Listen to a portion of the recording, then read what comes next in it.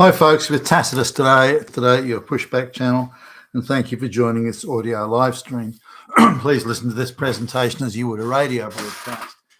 In this essay, I'd like to talk about the political uni-party that the globalists have installed all over the Western world now. We're looking at, whether you look at Republicans or Democrats in the United States, the majority of them are globalist stooges and flunkies from either party. And the same if you look at the Tories and the Labor Party in Britain or in Australia, Canada.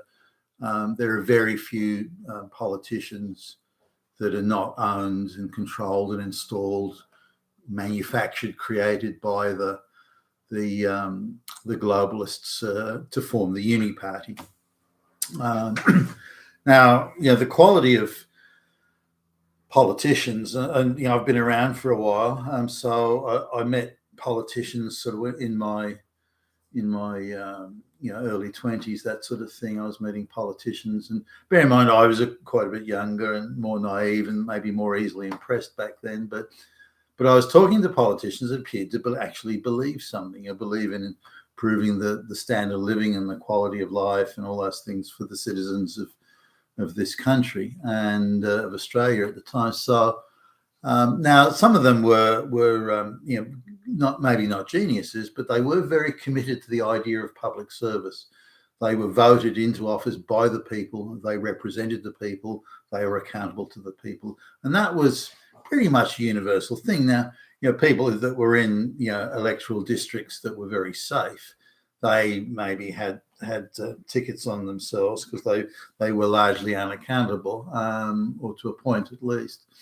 But I also went to a number of political district office meetings and gatherings and saw firsthand that the people around the representative, not all of them, by the way, but they were pretty much committed. Now, the people on the left, I noticed, were far more ideological, and they wanted to fight ideological battles of class struggle and things like that. The people of the centre-right were more committed to, well, if we improve everyone's quality of life and everyone's standard of living, then the problems and complaints a lot of people have will go away because things will be so much better. So there were the different sorts, slightly different things.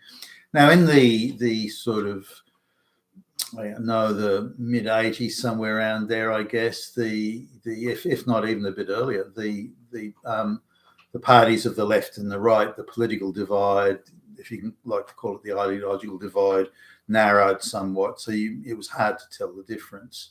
And what previously had been ideological class struggle type things that had been on the left were partially absorbed on the right, but that the left and the right itself became meaningless because this was the beginning of the globalist infiltration, and they first were able to infiltrate and take over and control the party machines. Now, if you control the party machinery, then you can control who stands for election, who stands for leadership positions. So you have a lot of control from the back room. You have a lot of control over what happens in the front room and out in the public. And this is where the globalists first began their infiltration. Now, today, though, the sort of people that, and bear in mind, I'm older now, so I'm less easily impressed, but I noticed over the time, so from the time I was 20 to the time I was 40 years old, I noticed the decline in the quality of the politicians. And I noticed that how not only was their IQ low, but they were ideologically captured. And so I was talking to one politician who'd been quite a senior, or was quite a senior politician, and he was in a local area, and he was in like a cafe talking to some people. They got up and left, and so I went straight up to him and said, "Oh, do you mind if I, I'm interested in politics. May I speak with you?" And all this sort of thing. So I sat down, and he, the guy, I doubt the guy even had a fucking IQ of 100. And so a straight white guy. Well, as far as I know, he was straight, but a white guy. And he just spouted off one ideological talking point after another, of which he had no understanding or comprehension. He just repeated them and assumed that if he repeated this ideological nonsense, with enough gravitas and conviction, or seeming conviction, that other people would accept it as being true, or maybe he could convince himself it was when he really knew it wasn't. But I came away so unimpressed. Now, he was the chairman of one of the most powerful political committees in the whole of the country at the time, and I was very disturbed that someone of his low caliber could be in such a position of power and authority, being paid by the taxpayer, no less. Now, I've since then, or around that time and since then, met a number of other politicians. I've been aghast at the low quality of people.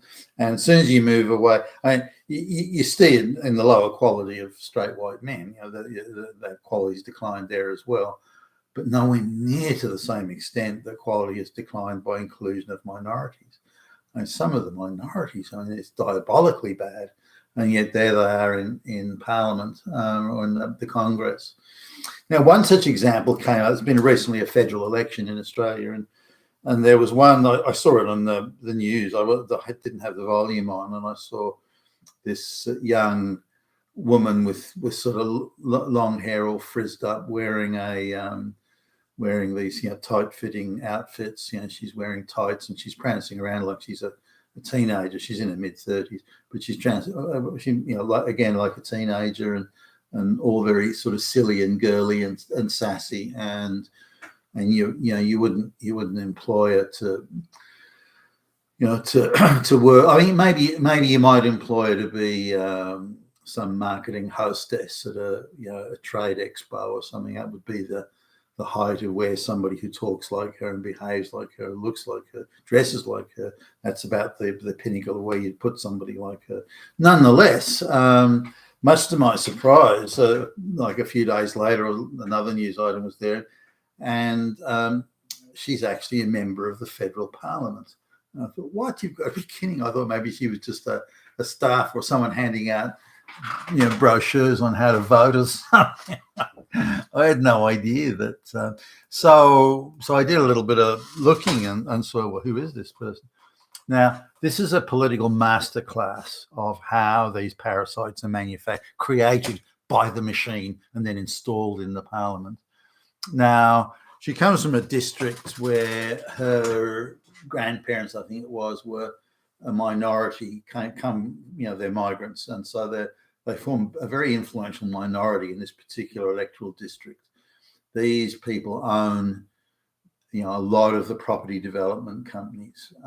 They're almost a property development mafia in this local area, and they've got close to monopoly on all the building, but particularly apartment blocks, things like that. And so she's from that sort of end of town, and these people insist that one of their own has to be representing the area politically, either as the mayor or the local regional parliament or the federal parliament. There has to be their people have to be in there, and they donate quite generously to the political parties, which ensures they get a front row seat on deciding who gets the who gets installed by the party machine into the area. So she's their girl. That's now. But it didn't just happen overnight. She's been identified. This is how the machine picks their people. This is how the political uniparty globalist machine picks their people. So she was an unimpressive. I'll just give you the background. She was an unimpressive high school student. So she didn't achieve anything of note there. She went to a third-tier university that's been ideologically 100% captured top to bottom, and she got an affirmative action degree in some sociology. But while she's just in her final year of the university there, and she was very much a sassy girlie, getting around and so on. The folks are well-to-do. She's got a really nice car and all this sort of stuff. So she gets this international scholarship. So somehow, here's this unimpressive student, achieved and accomplished nothing, somehow magically gets an international scholarship to study at the most prestigious university in the world, or one of the three most prestigious universities in the world. So she then magically comes top of the class in law studies. Now this is impossible to believe that this happened. So this has all been prearranged. It's all been affirmative actioned or DEI'd or whatever you want to call it. So now she's a well-known party girl. So it's supposedly that she was able to get this ducks of the school thing, magna cum laude and the whole business. She was able to get this while just being a full-time party girl. So anyway, international scholarship just mysteriously appears out of nowhere, and she gets the prize of being the most brilliant law student that ever existed. And she's brown and female and ticking a lot of boxes there. So then she goes from there and goes, let me just make some notes here. Let me see if I get the sequence right. Then she's hired straight into a very cozy job, well-paid job too, in the United Nations, straight out of university. So she's at this stage be 22 years old, 23 maybe tops. So she goes into the UN in this very cozy job, has that for a little over a year, then goes straight from that without drawing breath straight into another very cozy job in Brussels, into the international legal system. And again, cozy job, masses of travel. All she does is attend conferences and things like that, where and we're not talking Best Western motels or going to KFC or something. We're talking top of the range 6-star type travel and accommodation and food. Then she goes to an NGO that we now know was being 100% funded by US aid. So she goes to a very cashed up NGO for another cozy gig, supposedly representing the rights of the oppressed. And which would be like, surely that's a red flag for somebody to be, going into the Tory side of politics. But of course, she's not Tory. I mean, she's just a globalist stooge flunky. And she comes back to Australia and walks straight into a job as the executive political advisor to, three of the most senior politicians in the nation. She's a political advisor. She's maybe 24 and she's never had a job. And she gets those are well-paid gigs, by the way. So she's like paid out of a think tank fund. And so then she's now 27, 28 after doing that. She then walks straight into a $1 million a year job from one of the big multinational companies, high technology company. She walks straight into $1 million a year job as like the international executive vice president of strategic direction or some shit like that. That's a job where no one knows what she does or doesn't do. Gets an office overlooking Sydney Harbour, an office is bigger than most apartments, and $1 million a year, and plus endless 6-star travel around the world and so on. Now, this is again a company that now we know had received very generous handouts from US aid, so we can start to see a pattern here. What's the relationship she's got to the US aid funded and activist groups? There seems to be a thread running through this. So and then it's decided that she's going to stand for election in one of the federal electoral districts.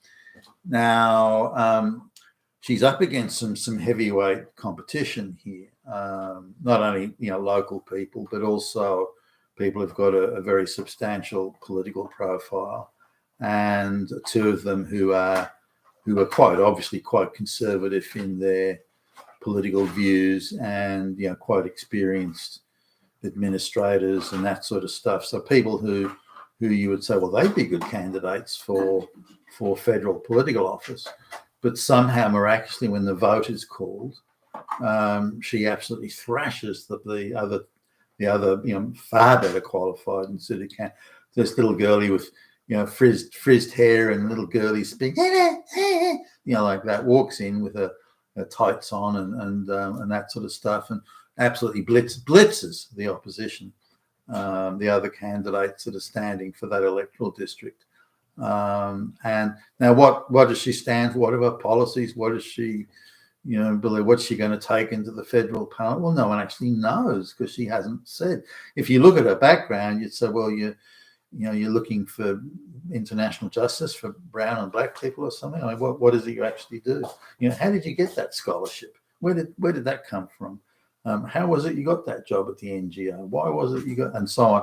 I mean, no one was picking that apart, and there was really not well, the media just didn't seem to show any interest.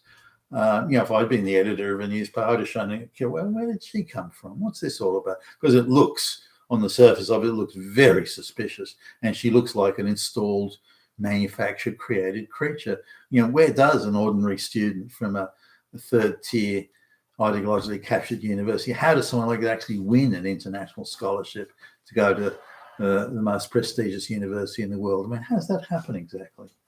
Unless there's, the fix is in. So this to me is a masterclass copybook of how the globalists and the Uni-Party go about business. People like her are just, whether it's AOC or Ilhan Omar in the United States, or Ayanna Presley, or any of those, or any of the many others that get installed into, Adam Schiff or Blumenthal in the US. Any of these sort of people, you look and say, well, did they actually, what have they done? What are their credentials for standing for Parliament? What are their beliefs? What are their views? What are they going to do for the people that elected them and voted for them? What are they going to do for the people of Australia? Now, her only claim was that she's very active in supporting and furthering the rights and benefits for the racial diaspora that her grandparents came from. That appears to be the only priority she's prepared to declare. So what exactly are you doing? Why are you standing for election for the Australian people, when you claim that your only area of concern is some racial minority group that your grandparents came from? Your parents were born here, you were born here. What is it you represent exactly? So the media should have been all over this, but instead nothing. And we've got to sort of ask ourselves why. Why would even the right-wing media not be touching this? You've been with Tassos today, your Pushback channel, and thank you for listening.